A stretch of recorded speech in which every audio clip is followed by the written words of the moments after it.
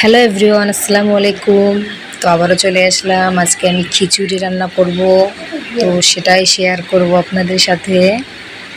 এখানে আমি কড়াইয়ের মধ্যে তেল দিয়ে এখানে নিয়েছি তেজপাতা দুটো, তারপর দারচিনি, এলাচ দিয়ে পেঁয়াজ কুচি, কাঁচামরিচ কুচি দিয়ে সুন্দর করে ভেজে নেব।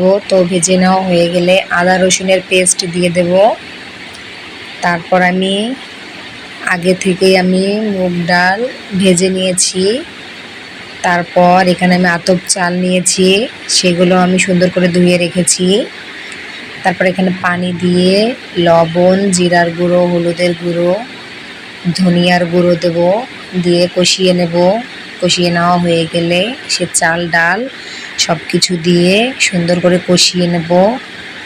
তো আজকে মনটা খুবই খারাপ, তো আমি সারাদিনই কিছু খাইনি, এর জন্য ভাবলাম একটু খিচুড়ি রান্না করি। তো খিচুড়িও খেতে ইচ্ছে করছিল, তার জন্য ভাবলাম খিচুড়ি রান্না করি। তো আমি তারপর সুন্দর করে নেড়ে চেড়ে পানি দেব, পানি দিয়ে রান্না করে নেব। তো রান্না করে নেওয়া হয়ে গেলে তো আমি এই খিচুড়ির সাথে খাওয়ার জন্য দুপদের ভর্তা বানিয়েছি। তো আমি চিংড়ি মাছের বালাচাও রান্না করেছি, তারপরে এখানে আমি মরিচ ভর্তা করেছি। তো সেগুলোর রেসিপি আপনাদেরকেও দেব।